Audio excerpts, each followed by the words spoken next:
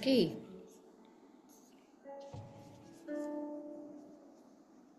Okay, shall we begin?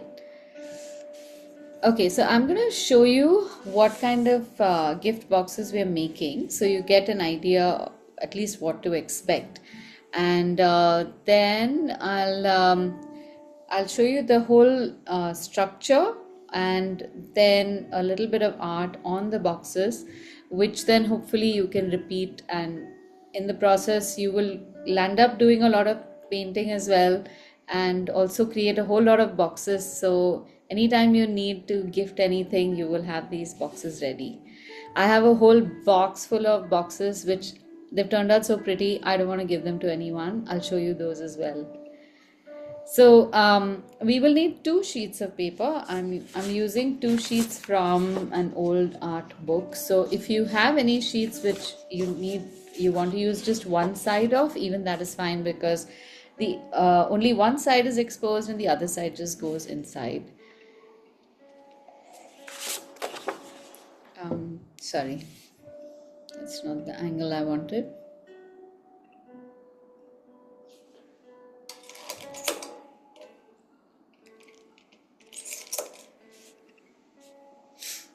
All right. So the box we're making is oh sorry.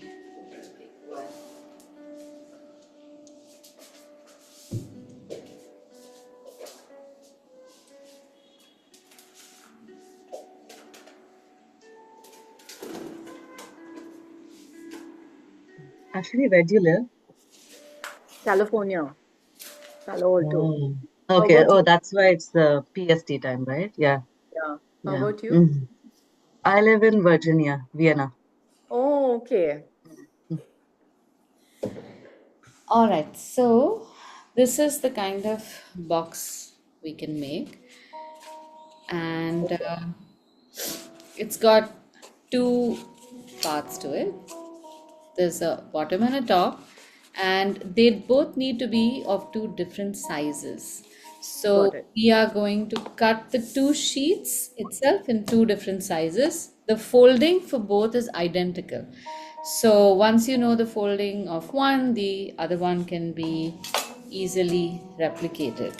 So what we'll do is our A4 size sheet is 21 by about 29.7 centimeters. So we will cut one sheet to 21 by 21, and the second one we are going to cut 1 centimeter short from two sides. So we will have it 20 by 20. Okay. Okay.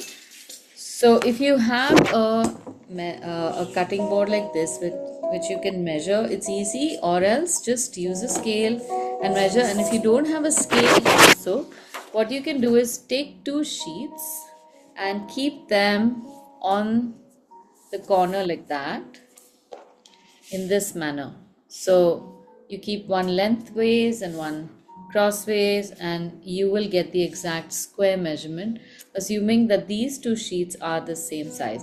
So I want to keep this craft as tool free as possible. Okay.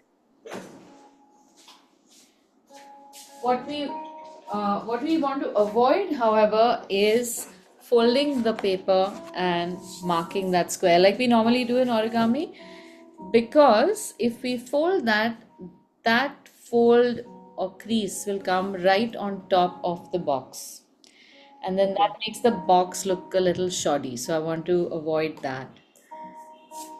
So here we go. Just mark.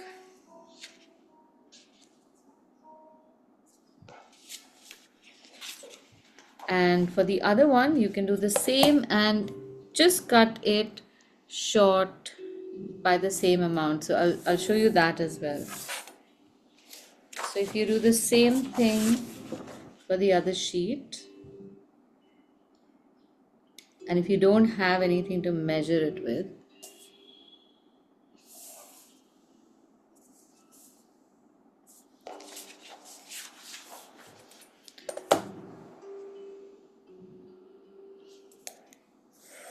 So what you can do is, even without measuring a 1 centimeter, you just make a parallel line inside the the mark, which will give us the same measurement as the other sheet, and then you make a line maybe about 1 centimeter or so on the inside. You cut on this line and then you mark the same measurement on the other side, and you will get a square easily.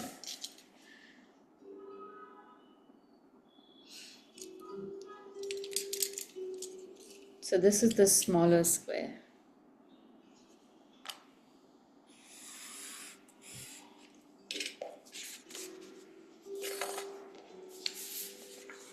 And now all I need to do is I can just keep this line on the edge like this.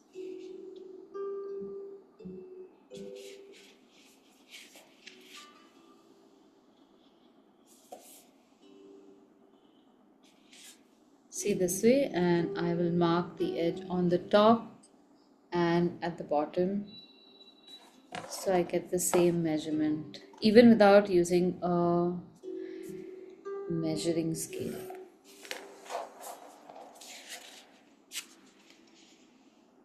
So this becomes the smaller square. So the smaller square is the one with we marked with the two lines, no, Aditi? Correct, yeah.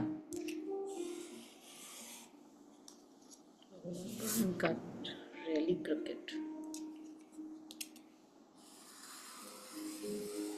So at any point, if you need to measure a square and you have paper that's slightly longer, you can use the paper itself as a measuring unit. Like, I can always measure the ends over here and then take it to the other side and check if those corners measure the same. That's how you can just use a plain sheet of paper and also mark. Did you get what I explained, or would you like me to explain? I was able to just make the markings for the longer side and the shorter side. I mean, the longer square and the shorter square. Yeah, that's good enough.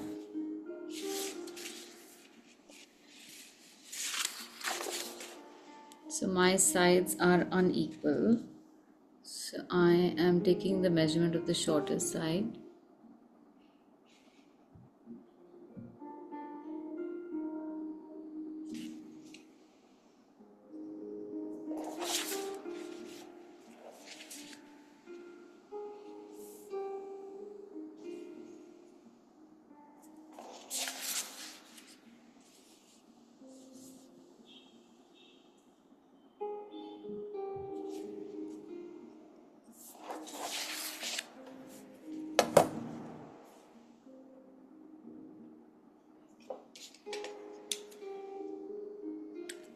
At any rate, if you enjoy craft, this board is a great idea. Just pick it up. It's so worth it. It's so not only does it have markings, it for cutting and all also it's so much nicer. So how much should the smaller one measure, Aditi? 1 centimeter smaller from two sides. So if the bigger square is 21 by 21, the smaller square should be 20 by 20.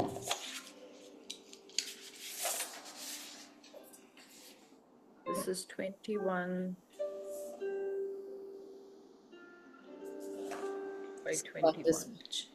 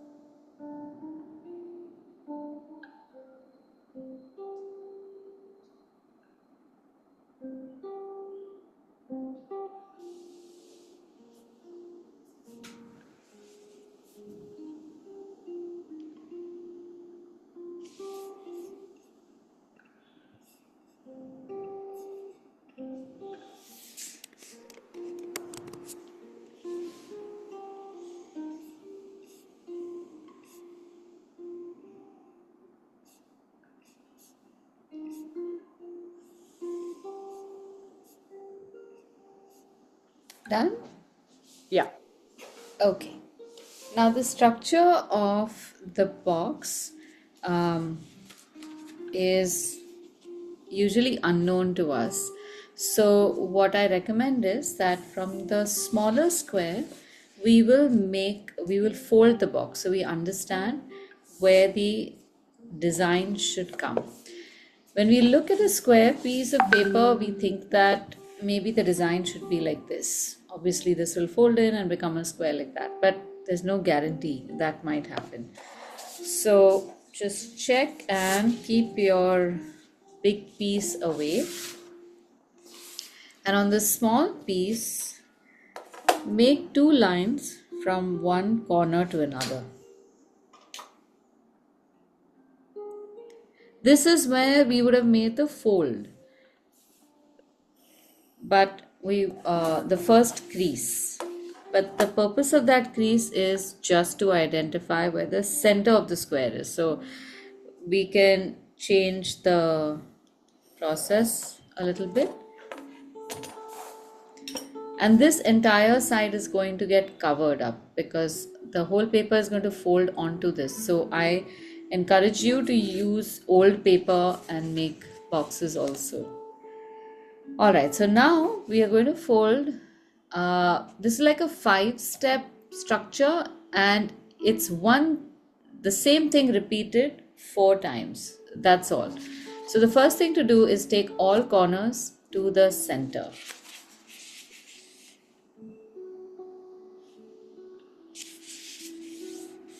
Hold it, Aditi. Yes. Yeah, so you take all corners to the center and fold it and make a crease.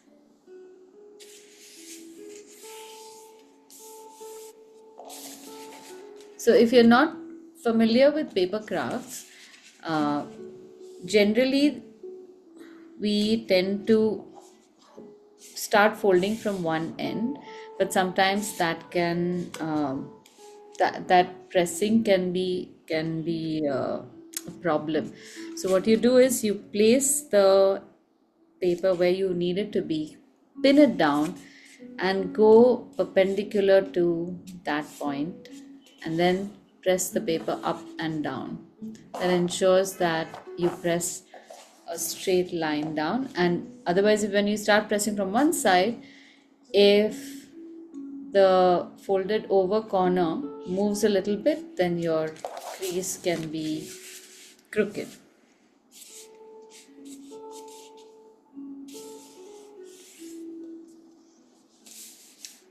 All right, so this is our first fold. Now we open this up, and on all 4 sides you will see one crease intersecting with a pencil line, right?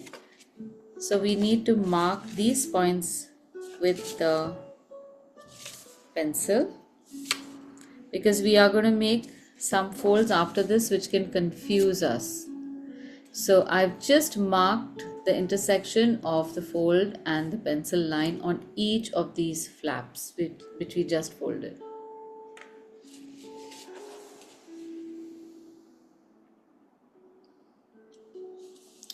Malika, do you remember the structure of the box?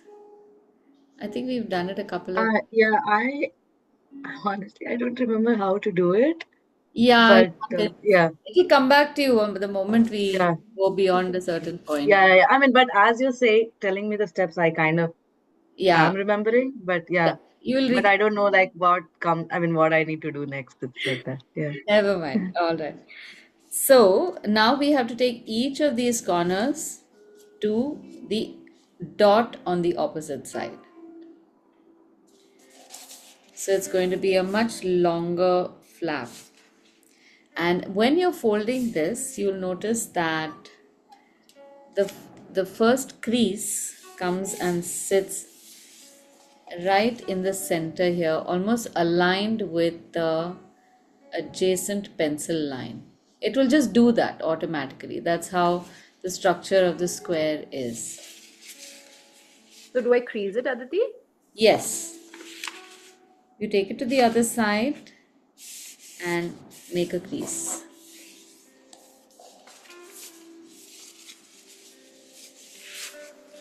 So now at this point, we've got two creases intersecting the pencil line. That's why making that dot is important, because when you come to the opposite side, it becomes very confusing. You don't know whether to do the first crease intersection or the second crease intersection. It is the second one because we've made that pencil dot there. So I do it for all sides, correct? All four sides, yes. It's the same step repeated on all four sides.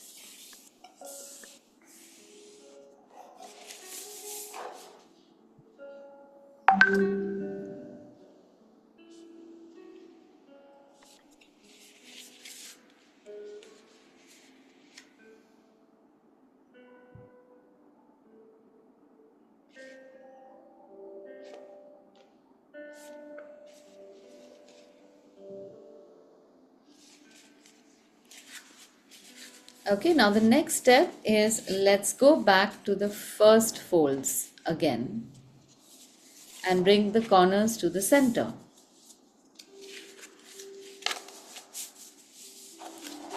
And now with the corners folded to the center, we will fold the sides to the center also. And there is already a crease over here and over here that will help you to fold at the exact point, because of the second step that we did. So you can fold opposite sides together, but don't be tempted to now fold on top of that also. Open those out and then fold. We are just making these preparatory creases. So do we do it on all four sides again? Correct. Okay.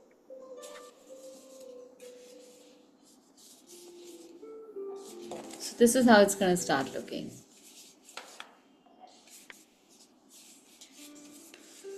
And you will have 4 intersecting creases on the opposite side as well.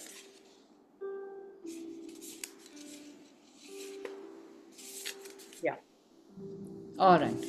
Okay, now let's turn this around and you see these squares in the corners. Yeah. So we have to now create a crease in such a way that the corner depresses down, and you take these two sides and bring them together. So you pinch that end and you will have this kind of shape inside, where you carefully crease that part such that you get a nice corner on the top. You do the same thing on all sides. I'll show you again how. This is the square, and this intersection is where we want the sharp corner to come. So you just put your finger in here and encourage these two folded creases to join, and it will start resembling a box.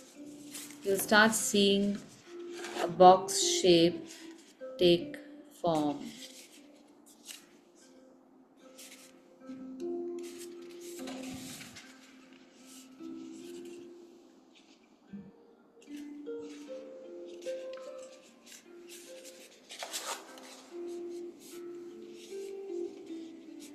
So you just need to be careful that you don't overshoot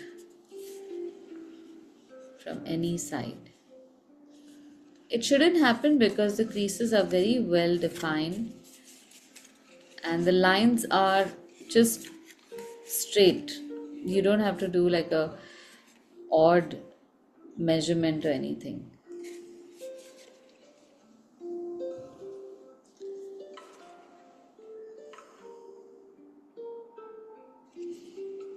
Okay, these are all the creases ready. Now we have to assemble the box. So we have to reorganize the order of the creases and the box will form itself. So what you do now is take any two opposite flaps and open them out. So you get this boat-like shape. Alright, and what you do is take these two sides, these are already ready, they look like a box, so you bring them closer, these two walls, and then you have this triangular shape on top. You just pull this forward, press it against this tall wall, and now fold it on the ready crease towards the inside. So this triangular part will sit flat at the base of the box.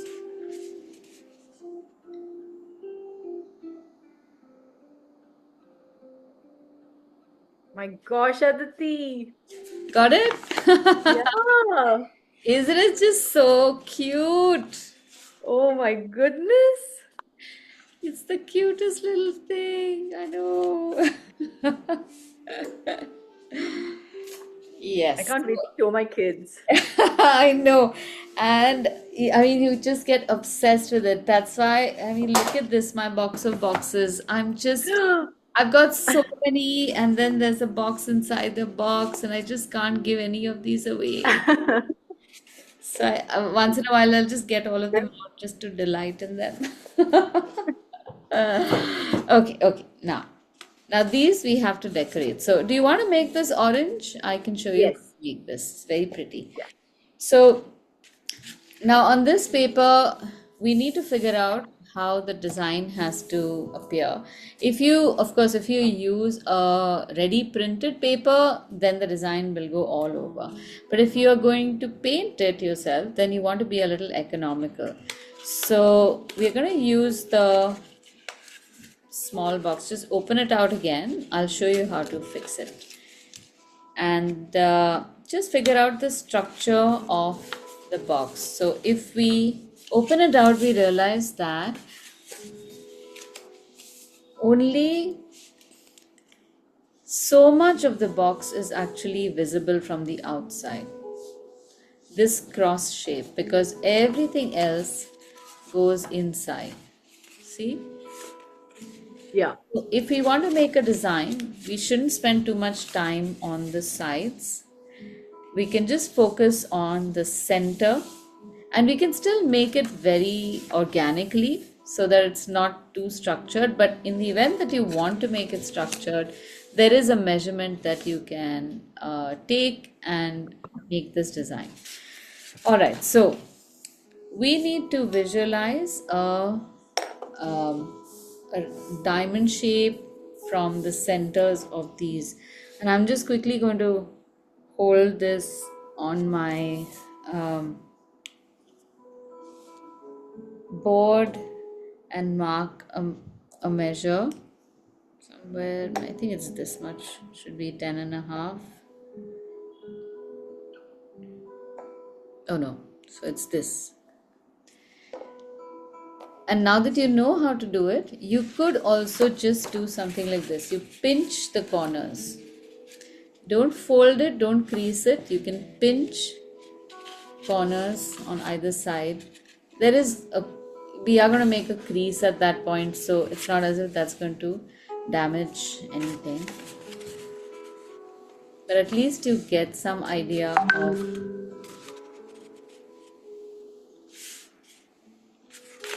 where your diamond shape is. So this is the diamond shape. Okay, now visually just mark the center and let's just start making the design from the center.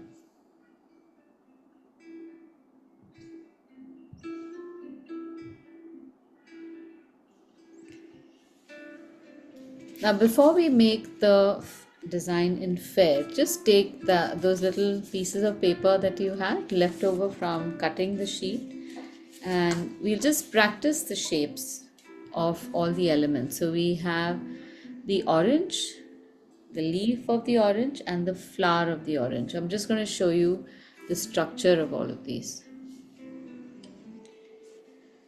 So oranges are fairly simple. You can just make a wobbly line like a circle. You can also make, it doesn't have to be that wobbly. Visualize a circle and just draw a confident line, and from there you will always create curved lines going outward.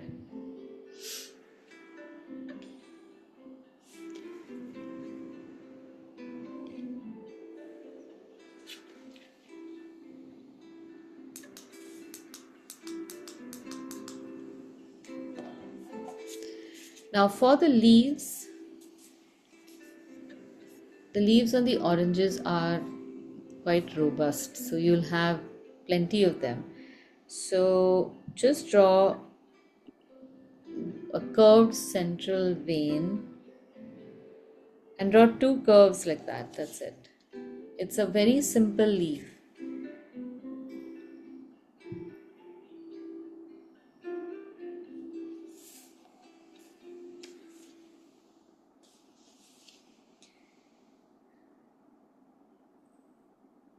And because this is just a lovely design on a gift box, you don't have to try to make sense also. Like, does this orange have a stalk? It's okay if it doesn't have a stalk.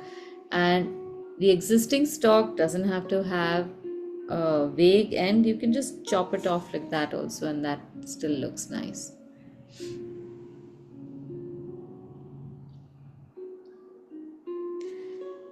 Now, the flower can be a little tricky, but I'll show you the structure. So you start off with a center. I'm just going to show you first what the flower looks like, and then I'm going to make another one so you know which part I'm making.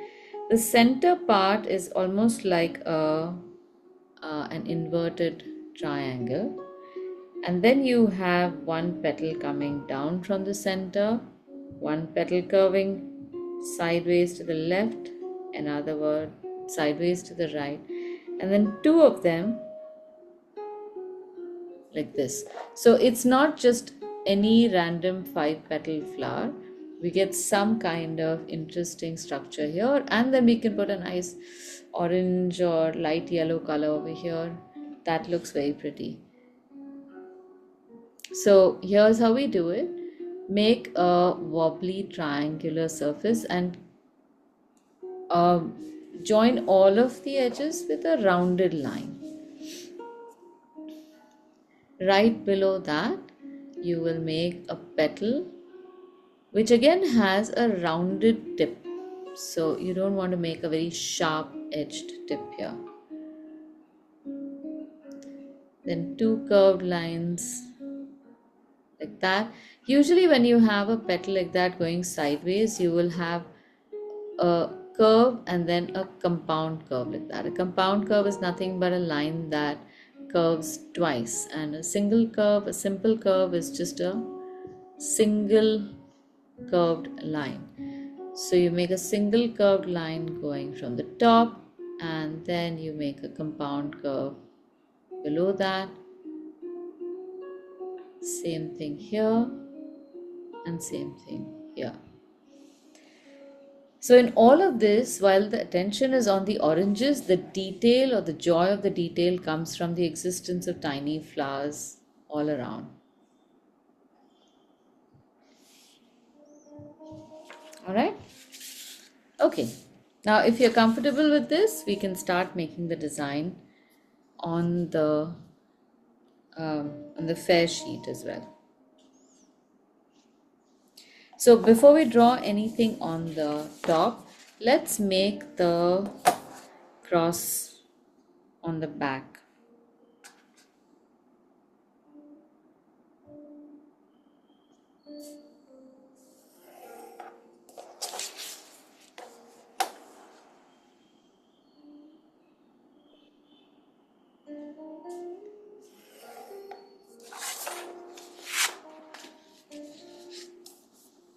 Okay, now let's identify the center and start off with just making one stalk of an orange with a few flowers and leaves. So I'm gonna get it from one side. Dipti, are you drawing on the same side as you drew the lines, or No, are you the drawing on the line, other side? yeah, Okay. the lines are on the bottom and the design will come on the opposite side.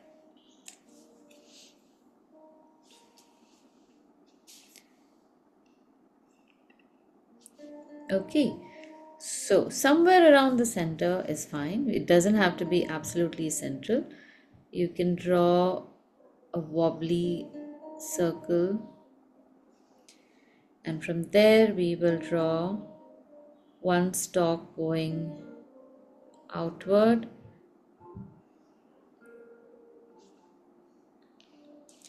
and maybe what we can have also is this stalk joins another stalk like that. So I'm making double lines here.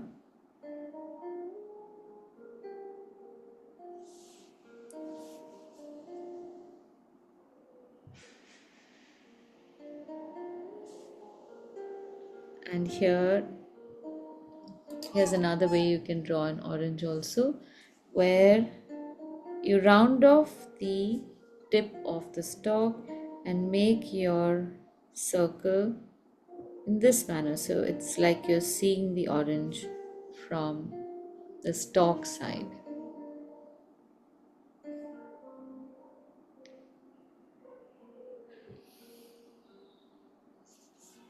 All right.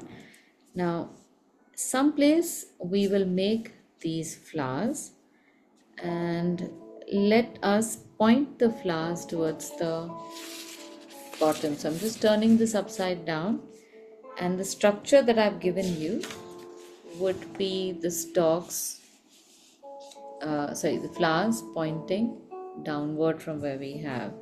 So I've turned the paper upside down so that we can make the same structure of the flowers.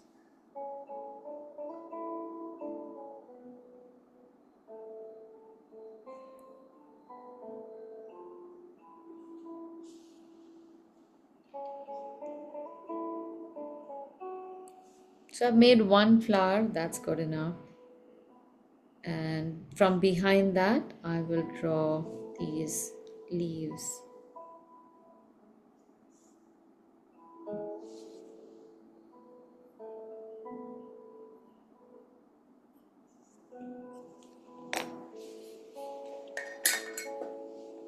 So it's a good idea to keep some overlaps, and as and when you make an overlap, you can erase the lines that our feature is overlapping. There you go, this looks like a nice flower, and we'll just fill this up with more flowers. So this particular design we are not going to make in pen, we will make it only in pencil and then paint uh, with watercolor, so that the gray of the pencil will give us a nice soft texture. So a bunch of leaves around the oranges also looks pretty nice.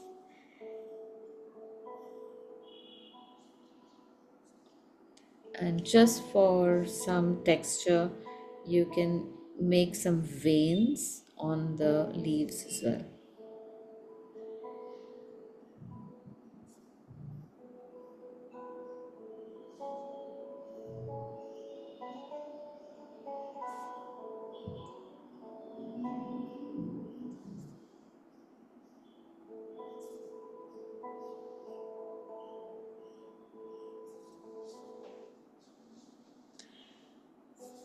All right, so this is half of our diamond shape, more or less. I'm looking at this much space occupied. and we can do the same thing from the other side. It doesn't have to be identical. We can draw an orange. If this is how our box is going to be, yeah, we can do an orange over here maybe, and have that stalk coming to the right.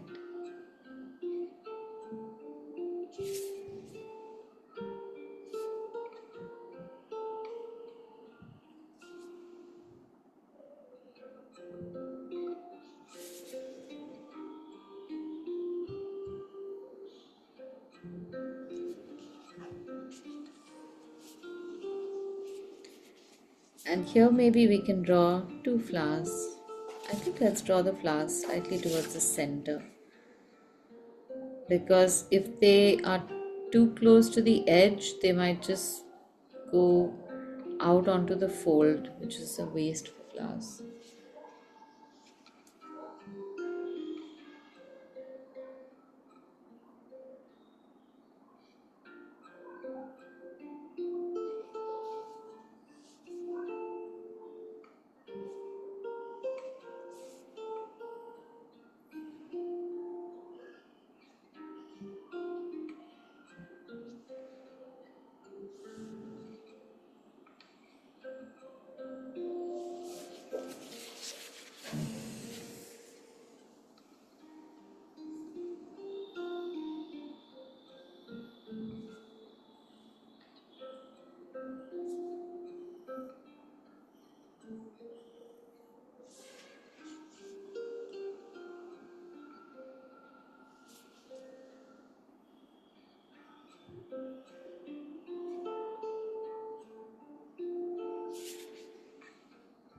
So when you're making a pattern like that, which is all over, you want to fill it up, but it's got small parts to it.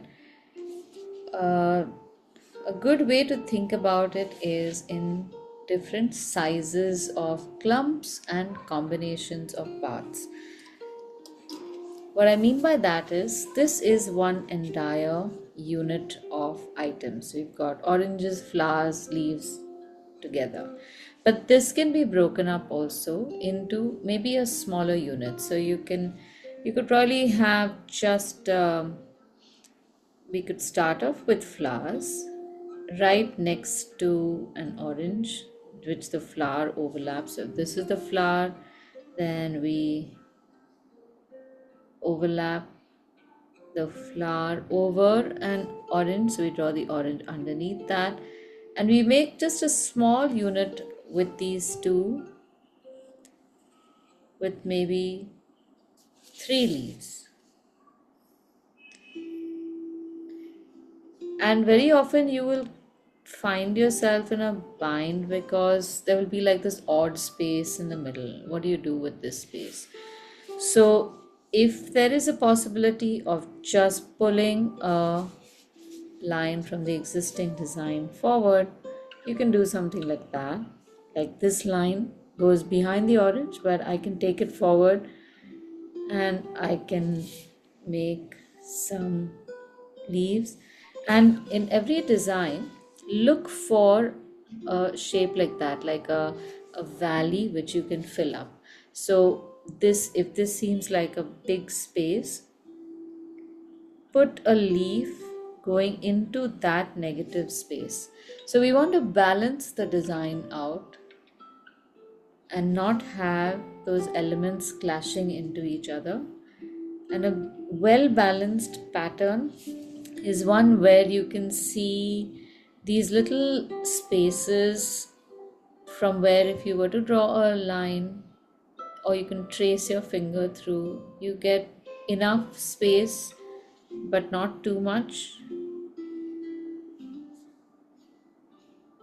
and all the elements are in harmony. They're not eating into each other's space. Overlapping is not banging into each other.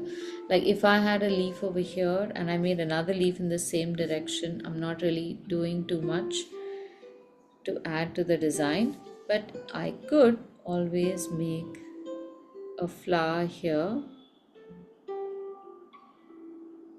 and have its leaf come from the opposite side, and just maintain a small element over here. That's good enough.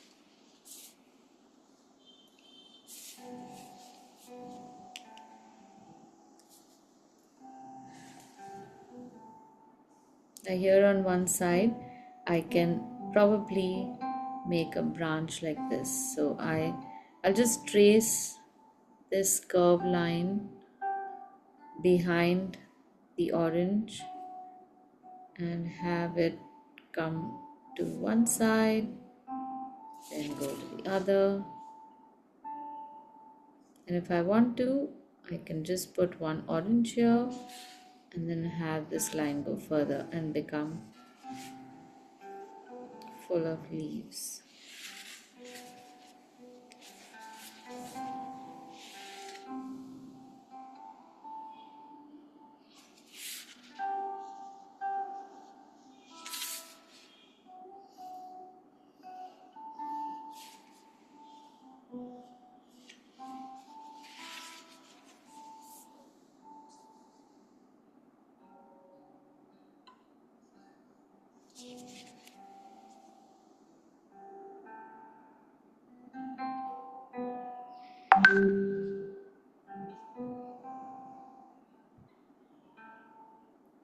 Oh, poor thing. Deepika's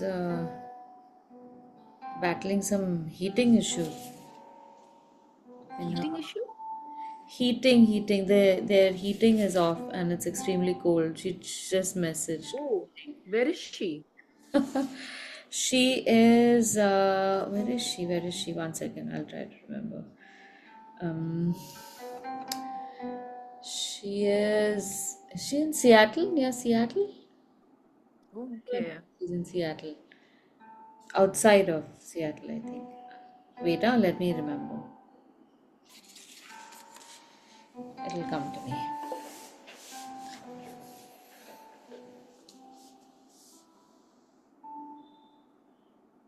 Acha, by the way, has your time changed already? Not yet. Oh, so then our time is going to change also.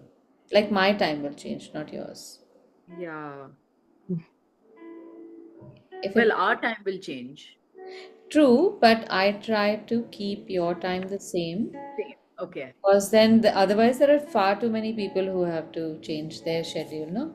So if we can manage at this time, then I don't mind changing it. I just hope I don't have to start at 10:30 because Yeah, we that's that a is little, going to yeah. be a challenge, but it's okay. It's a good challenge. I don't mind.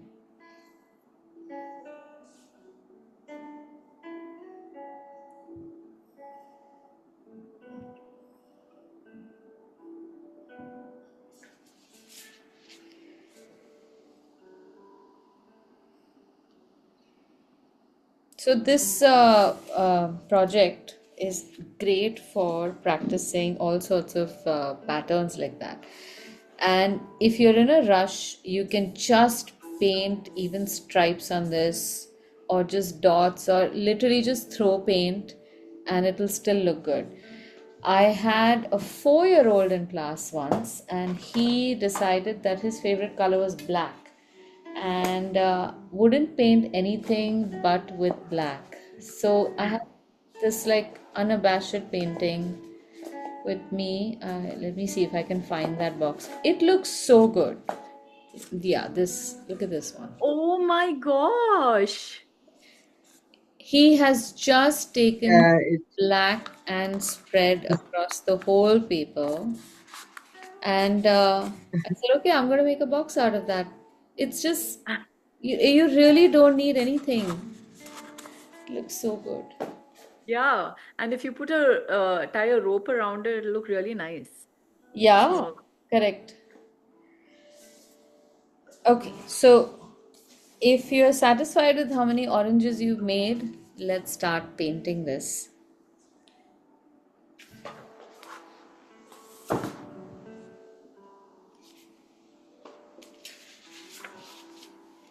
So we want to give a little bit of a backdrop, right? I want to practice these washes also with you all. A lot of times everyone is struggling with washes.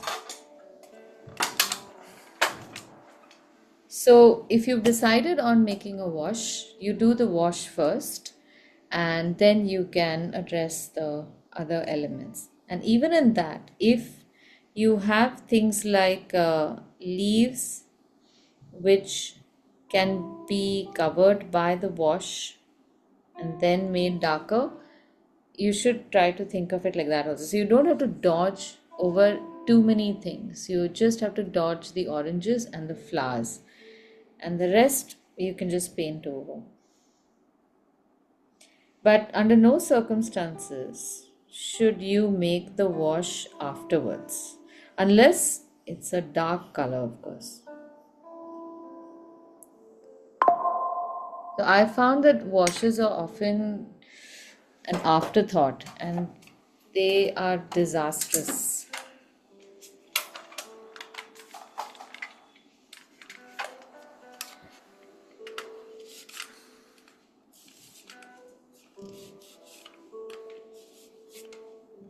Aditi, what size brush are you using first? Yeah, so I'm going to use a fat brush because we have to cover a large space. I'm using a number 10 and I am making this wash using just the cerulean blue.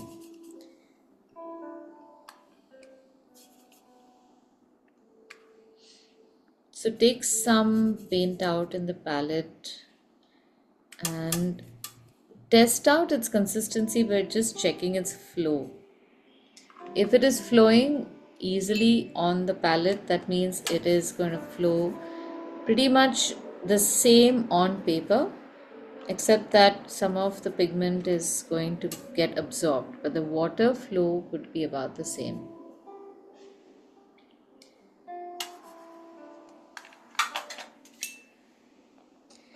And we now will paint a little beyond this diamond that we have marked on the corners.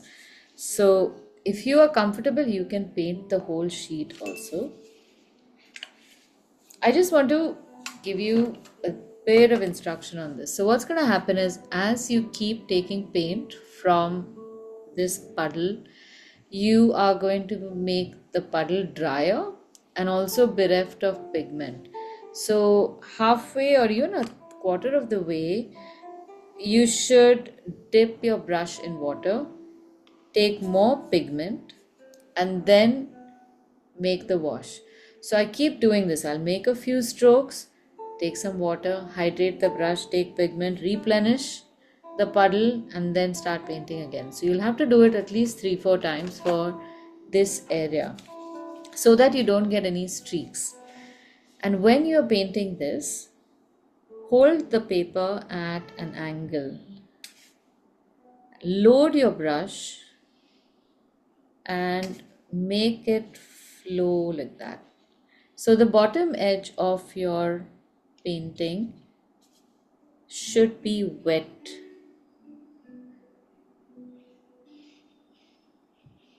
And you're not dragging the brush too much.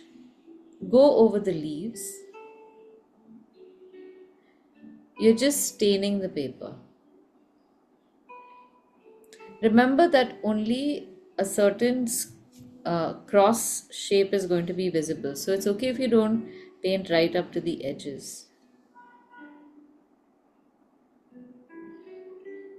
When you come close to the oranges that we want to carefully avoid, you can use a thinner brush and paint very close to the oranges and then go right back and paint over the leaves and the stalk.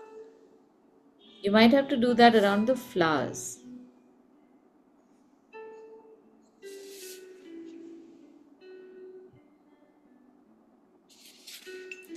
And if you happen to not cover everything, it's fine. If you happen to just paint a little over on any one, like I've just gone and painted a small corner of my orange, that's also okay.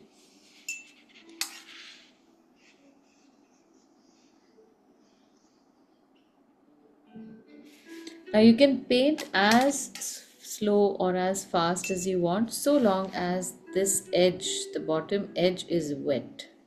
You can stop here and paint the other side, and nothing is going to happen on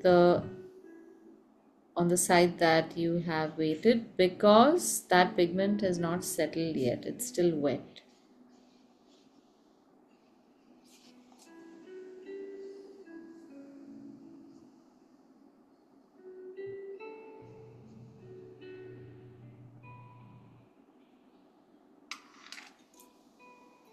Okay, see, this is how I'm going to go around the flower with a thin brush,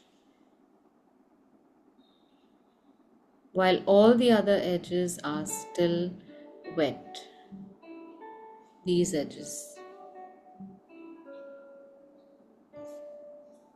Add some pigment and let it wait.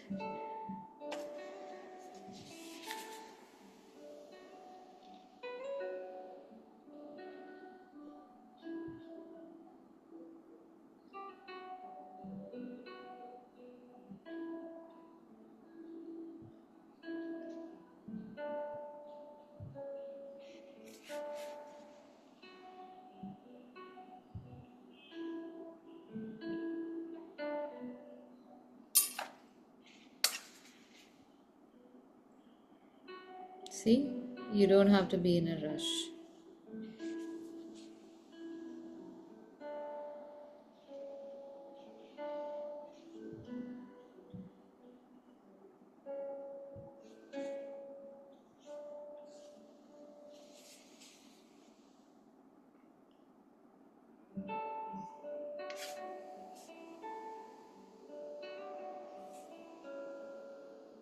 Now, if you feel a little flustered because there are too many things that you have to go around, you can pause at the point where we have drawn a stalk. That gives you a natural boundary to pause while you go and paint everything else and come back.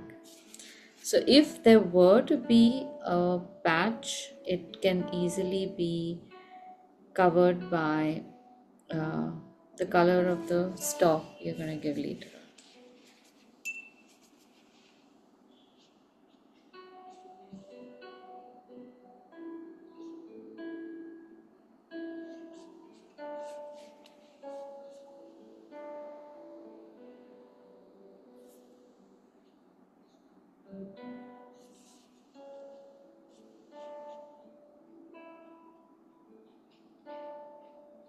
At times like that, it's a blessing to have brushes which have a nice sharp tip.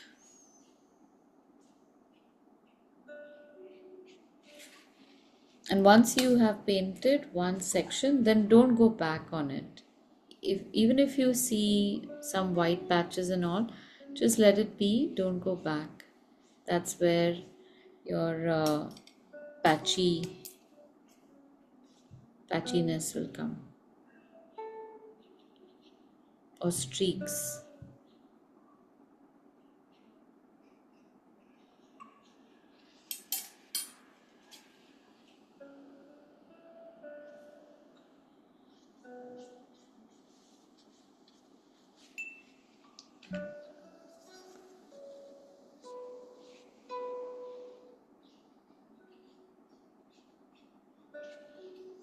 So do you try and cover the entire paper in blue, Aditi? Yes, yes. I go as close to the corners as I can. But anything beyond this point is going to be covered. So you don't need to go there. Okay.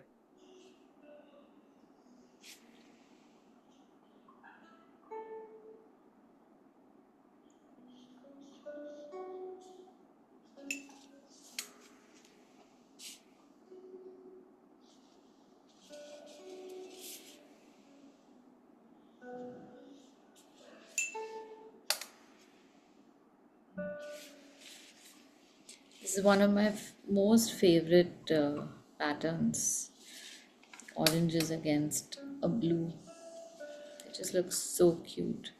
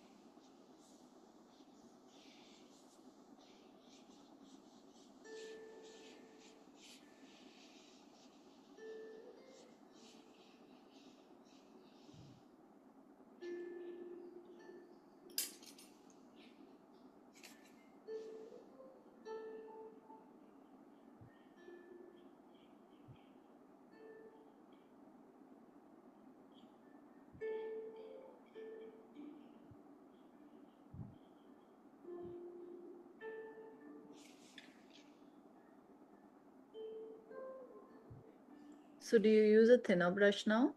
Yep, you can use a thinner brush around the places where you've not been able to fill color.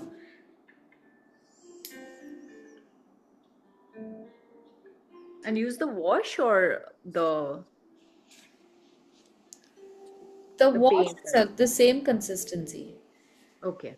Yeah, so I'm gonna get a few patches here like this because I went Okay. over already dried paint. Some of it is going to remain uh, a little patchy. There are some white spots which I'm not touching because the area around that has dried. So it's okay, it doesn't matter. Okay.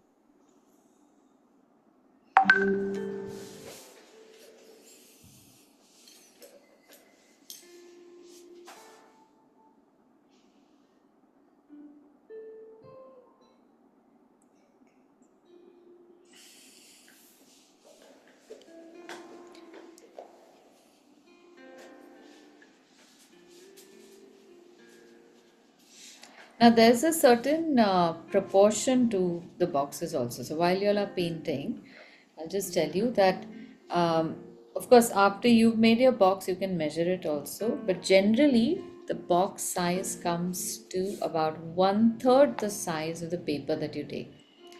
So, since our cover is going to be 21 centimeter by 21 centimeter, the box that we make out of it is going to be 7 by 7. Yeah. Okay. And I have a feeling that the sides are going to be 3.5. Yeah. So once you know this, then you can decide on what size box you need. Suppose you're giving somebody that is slightly larger than this, then you can look for, or you can start off with a larger sheet of paper. So you can make exact shaped or sized boxes, not shaped, sized boxes for your gifts. I love when there is a mathematical solution to a problem.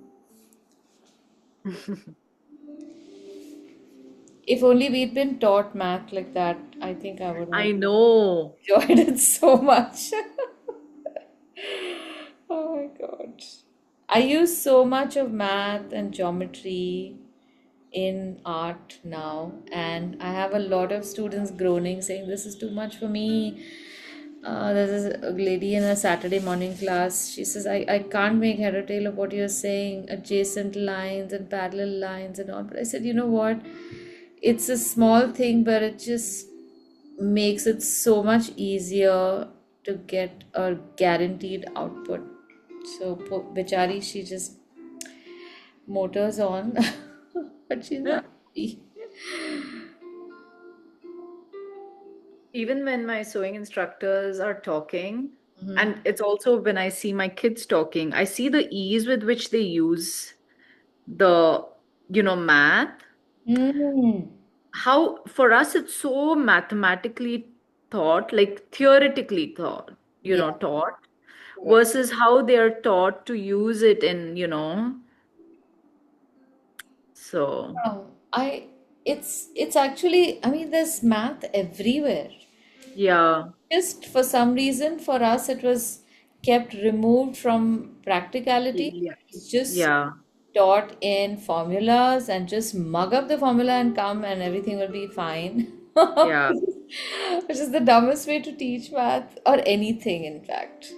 yeah. Yeah, so anyway, now, I mean, honestly, I feel like um, art or drawing or, this thing should be a part of like science all and subjects. technology Oh, yeah. versus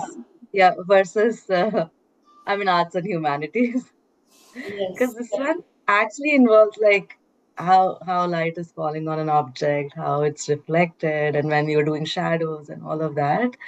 Yeah. I just feel this is more scientific than the natural sciences. That is a very interesting thought also. Huh? We should put all this down because when I'm doing these projects with the for the kids class and all, I use a lot of science, geography, everything. Not that we have to follow those rules, but we do discuss it. That's, I mean, you need to know it. You don't have to necessarily adhere to it. All right. So now while this the cover is drying, we can make the uh, bottom part of the box also, because otherwise we are left with something that's blank. So we can make the same kind of motif over here, the same wash, or we can just make a blue wash on these sides so that at least blue or orange, whichever one. You can choose whichever one. I think we can go for an orange one. That might look interesting. Do I have to disassemble it, or Aditi, can I just do it like this? Um, Try it. We'll Yeah. know. I don't think it's Yes. going to be a big problem, so just do it. So I'm using a mix of orange and gamboge. That's this color here. Because orange can be a little too jhadak for my taste.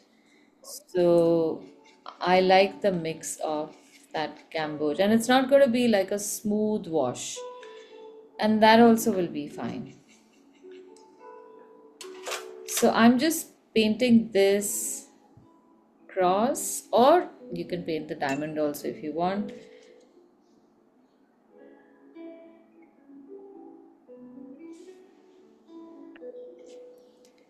So this is a very nice way to practice merging colors wet on wet. Many times when we have to do this in a project, you don't know how much water, how much pigment to take, and unfortunately, as much theory as anyone can teach you, when you are painting it, you start seeing the relationship between the brush, the water quantity, the pigments, and how they're interacting, so that it starts becoming very instinctive. Now I don't need to test whether my the quantity of paint in my brush is what I need it to be. And suppose it is not adequate, if it's more or less, I'm not totally flustered because I know how to work with that. And that is an instinct that you need to build up by just finding an opportunity to practice washes as and when. And if you get the opportunity where the wash really doesn't matter, like you put too much paint or the wrong shade in some place, it's not going to affect your design. That is where you get to play with color really well.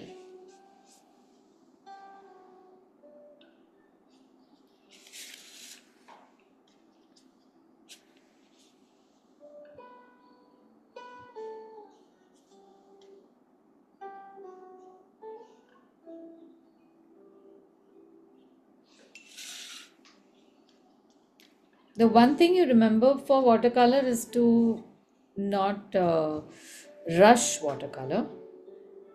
It's like I call watercolors the toddlers of the family of mediums. They are very playful, they want to do their own thing, they have their own energy.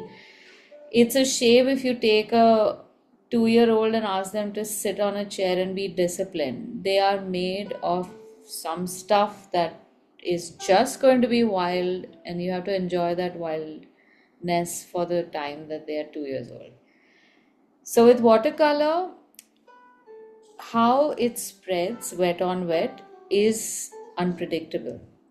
And that unpredictability can give us unexpected results. That's what makes watercolor so much, it's so attractive. Every other medium is you can control it to a great extent. Oil colors you can control, acrylic you can control. They're very disciplined. They're like military. They you give it orders, they will do exactly what you want. And then if you don't like it, you can just paint over it. They will follow orders. Watercolor doesn't do that. So before you choose to declare that something you've done is wrong or is a mistake, just let the watercolor finish its thing. And it might not be such a bad result after all. So since both watercolor is activated with water and paper, the watercolor paper comes from fibers that are mixed in water, they both have like this common factor amongst them. So when you bring the pigment into contact with the fiber, they're eager to meet each other. You don't really have to force anything. So you just drop pigment on, they start bonding, and then they sit. And then you start seeing all sorts of patterns. The second thing is when we are working with a brush, the brush has a timing. It doesn't react immediately. So the slower you go and in a smoother manner, the nicer everything just sits. It's like you guys know it, and here I have to really explain. When you have to enter into a traffic, each car goes one behind the other slowly rather than everybody jamming in. Same thing works with paint as well. If you keep doing this cuss, cuss, cuss, cuss, cuss, like we normally do with color pencils, you are irritating the pigment also and the surface of the paper as well. So the easier you go, the better it will look. All right, now if the cover has dried, we can use the same colors that we've used, the orange and gamboge, and paint these oranges. Usually, oranges don't have a very sharp highlight. So, what you can do is just put a little bit of gamboge where it should have, um, I guess, some kind of a highlight. Without washing your brush, pick up a little bit of orange and merge the two and use again a combination of gamboge and orange to fill up the shape. I think my gamboge is looking too yellow. I'm going to have to go over it again. But I won't do it at this point. I will finish this. I will let this orange dry and take a call afterwards.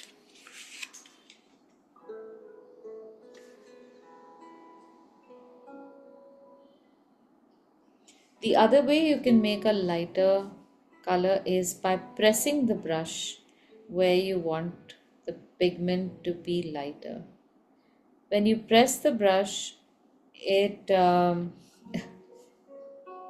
some amount of the pigment is forced into the fibers and the rest is almost pushed away.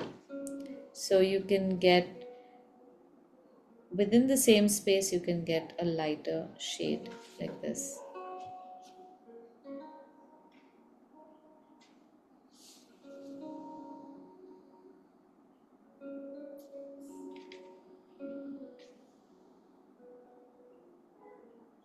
And if you use a thick pigment, then you will get nice bright oranges. And your orange color can go over the stalks wherever we are looking at the oranges from the stalk side.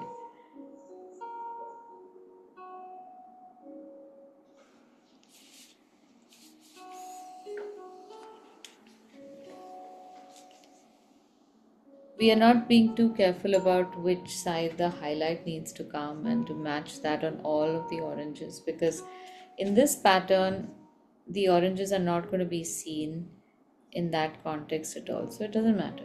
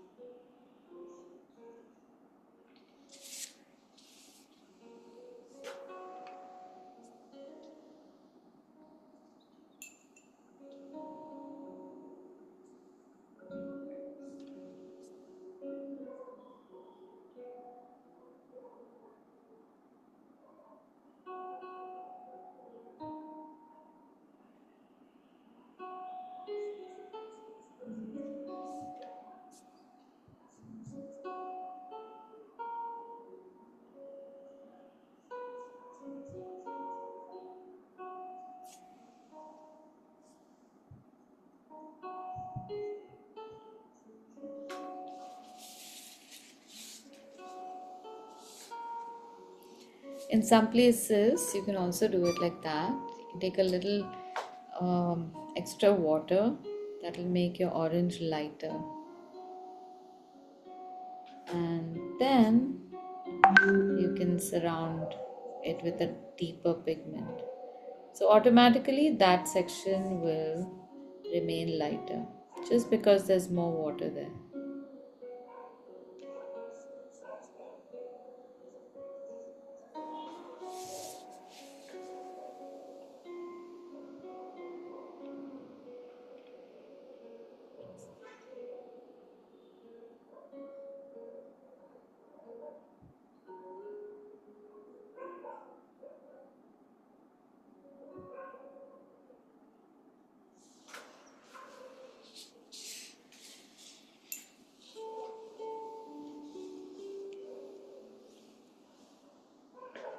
Okay, this is looking nice.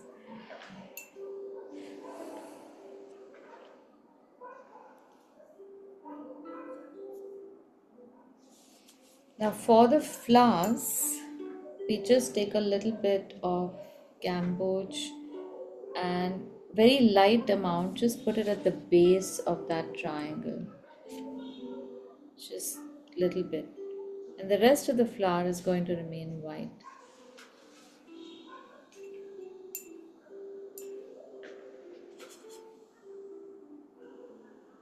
And then finally we can paint the leaves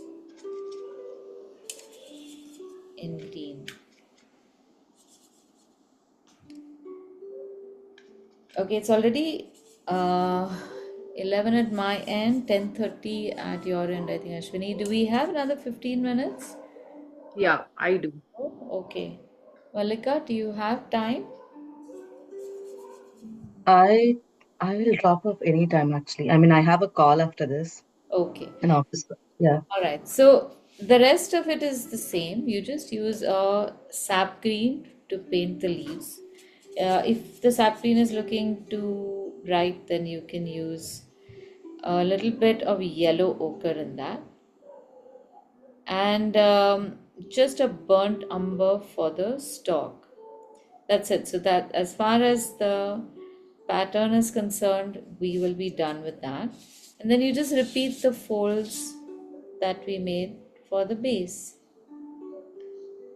So So I, sap green and yellow ochre for the leaves, Aditi? yes, but I want you to take a call because sap green, if you just take a little bit of sap green, because we have a blue base already, might not look as bright.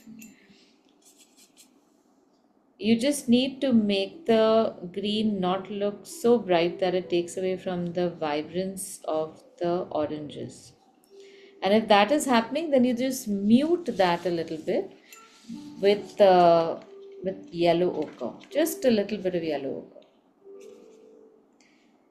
This blue wash is already going to change some shades.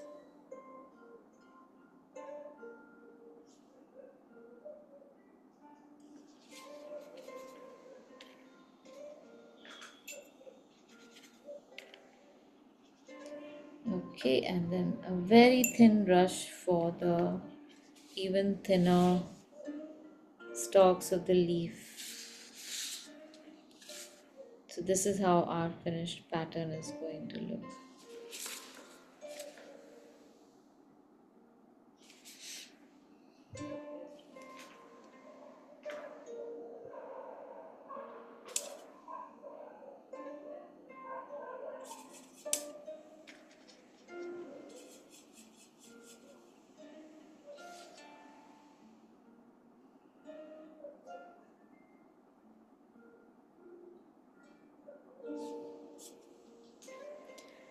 Now, one thing before you leave, na Malika, what I wanted to tell you was that you can make all these patterns and keep them ready like this. You can keep them flat and just store the boxes in this condition.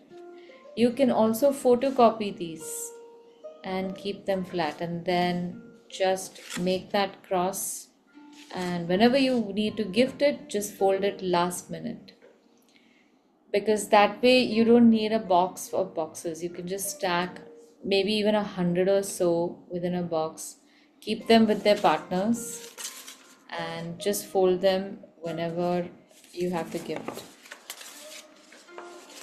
The photocopying is a great idea because then you don't have to part with the boxes. You can keep the originals with you and make more and more photocopies as and when you need.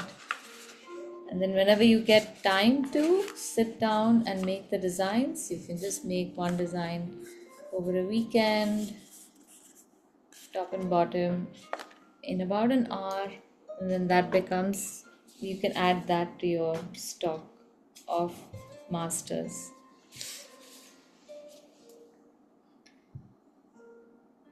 And this is great to do with kids also.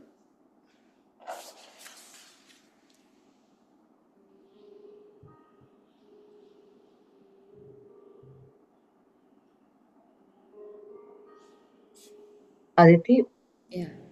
I have a question. So when I was doing the wash, Uh huh.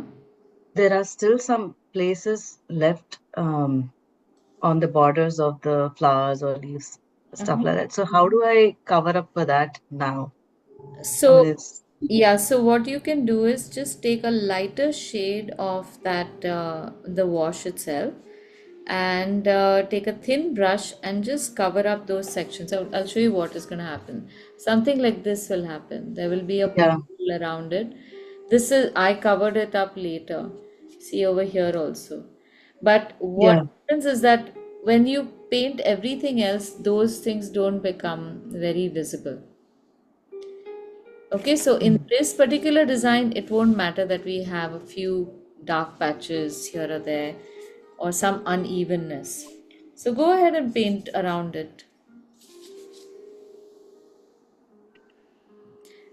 Just use the same consistency as the wash. If that becomes too thick, then you'll just get a darker pigment, which again is not really a big problem. Okay, that's good.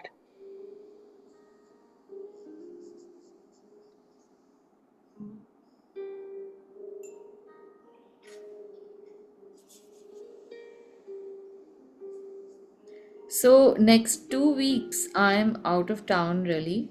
So we will have class again on the 30th Okay. directly. But I didn't want to not have class today because we have to just begin. Otherwise this Bichara class is just languishing. So in the meantime, I will.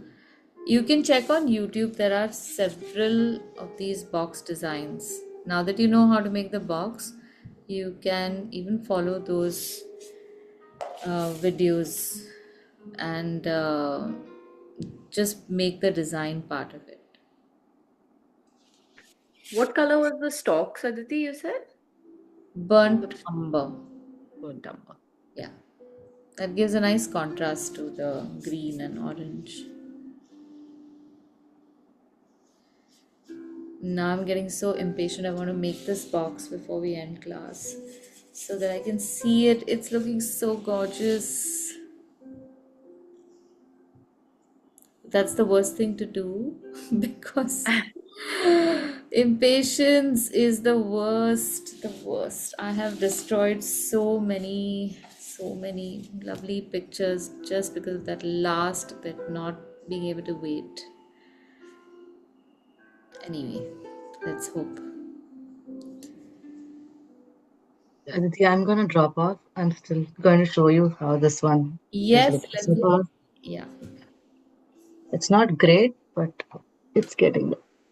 No, it's gonna be cute once all the stalks. Yeah. It's gonna look very nice.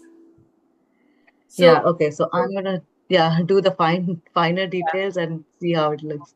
all right, good. Yeah. Okay. Okay, All right. bye. Bye. Bye. Bye, Bye. Ashwini. Bye.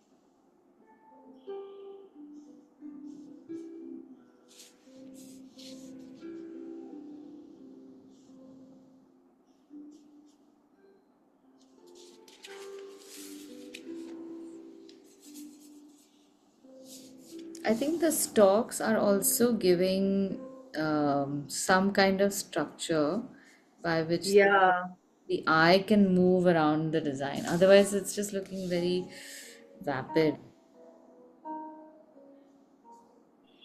it's a little bit blotchy, but Blotchy is okay. it's okay. Yeah. Uh, As long as you the know, colors are cheerful, we yeah. can get away with a lot of blotchiness. My son is learning the violin, Aditi. Ah, I keep asking him, I said, Part, you need to practice some more. You need to practice some more. And then his school has something called the chamber orchestra. So he does orchestra, and chamber is the next level up. ah, So, this poor kid, he tries to keep me happy. He'll practice once in a while, he'll pull ah, some strings and things like that. And then I said, Partha, I'm going to sign you up for the chamber. I want you to try out. okay. And I have no clue what the sheets are like, but Ah, apparently the sheets were really hard. okay. And the day of the tryouts, he tells me, he's preparing me. He's Ah. like, Mama, I'm not Vivaldi. I cannot, I'm not going to be able to play like that. Oh no, poor fellow. Wow, but I mean, I hope he does. I mean, it's I a hope he does too. lovely You know, opportunity. yeah, and he will make an attempt. He will make, even if it's not for him, for me, he'll make an attempt. And I've seen that he'll practice even if I've not told him to practice. So I'm like, maybe. Yeah, I mean, I hope it happens. We can just hope and pray. Yeah. Because I love it when kids learn classical music. I think it just sets your brain up for I know. And I kind of. told him, I was like, I don't know how stressful life is going to be in future. I was like, if you have some kind of an outlet where you're good at something, That's true. it's going to be so reassuring for yourself. Reassuring also, and I recently, like in June, I went to Vienna, and Ah. I was there for a week. I'm doing a recce because next year I'm doing a retreat there. Oh, The the atmosphere in Vienna is so serene and almost intelligent and rational and logical because it's like you can hear that music in the air, physically right, or just spiritually.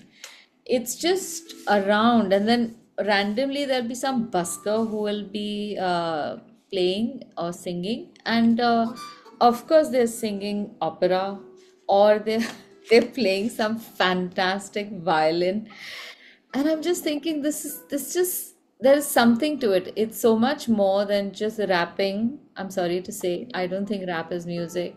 yeah, This is so much deeper, and it correct. makes you, it just enriches your life. So whether or not, I think it does more than stress relief. It gives you a certain sense of well-being, which is so precious. It's like when you get up in the morning, I feel sometimes when you smell your mom cooking in the kitchen, that feeling of well-being and being taken care of, I equate classical music to that kind of feeling. Just all Right. well, everything is well developed, people around you are smart. Yeah. Yeah, very true, Aditi. There's no angst, there's no anger, there's a method to everything. I like that order.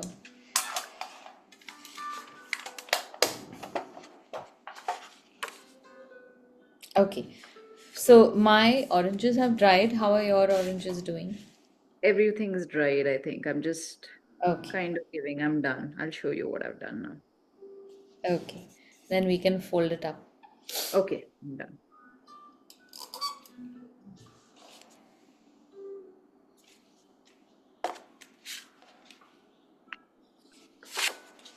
Okay, I'll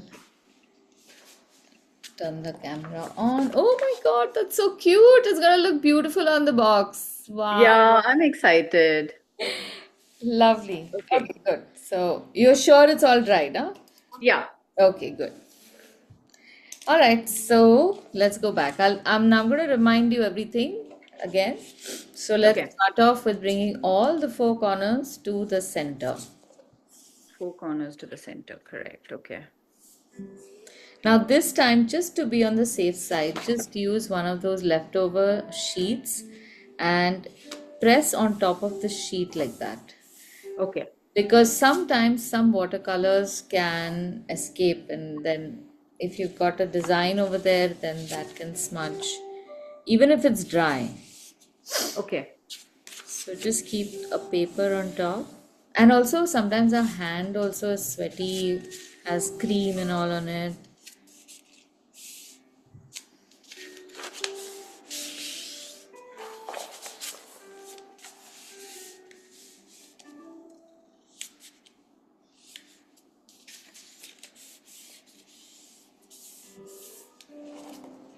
Okay, all four corners in.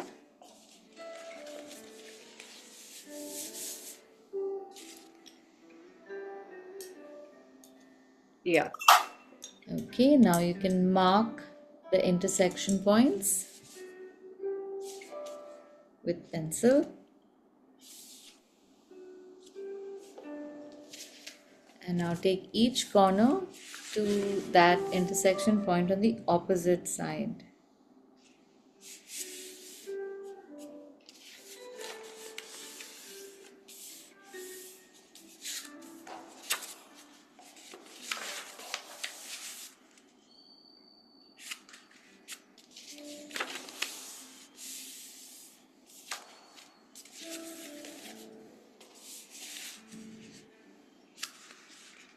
How old are your boys now?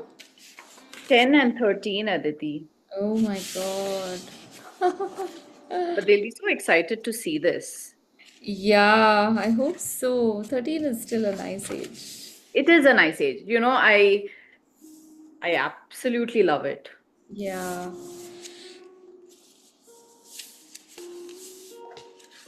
Okay. Now,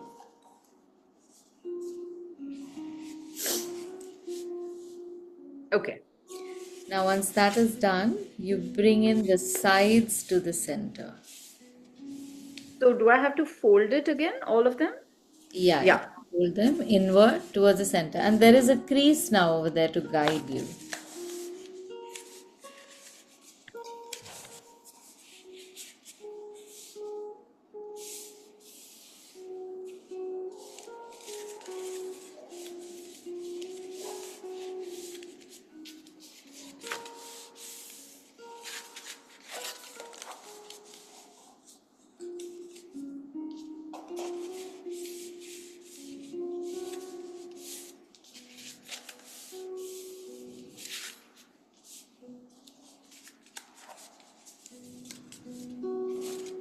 Okay.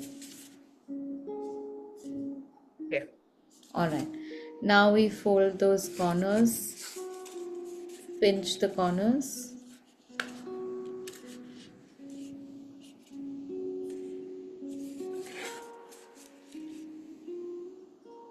You open it up, Aditi, and do it? Or yeah. No, no, you don't open it up. Okay. Yeah. So even this part, when you're pressing it down, as you press it down, that fold will go to the corner and then you pinch it. Like if you do it in a rush, sometimes you don't get that corner. So start Correct. Correct. pressing all of these things. There's some reaction time.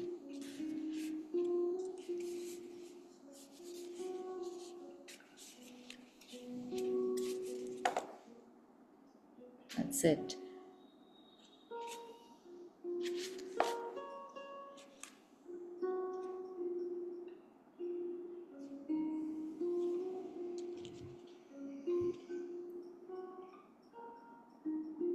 Okay. Okay, now pull out the opposite corners and tuck it in, right? The other two, yeah, pull it in, tuck those corners in.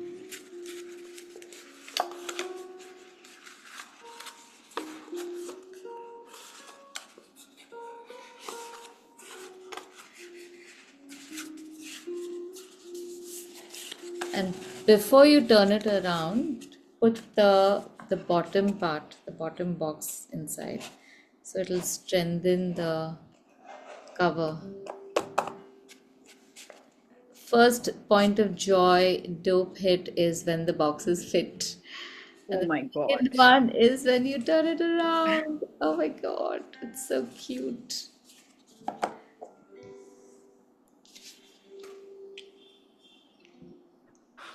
Oh my gosh, Aditi. Isn't It's it perfect. sweet? It's perfect. Oh my God, I have to see it. Show me.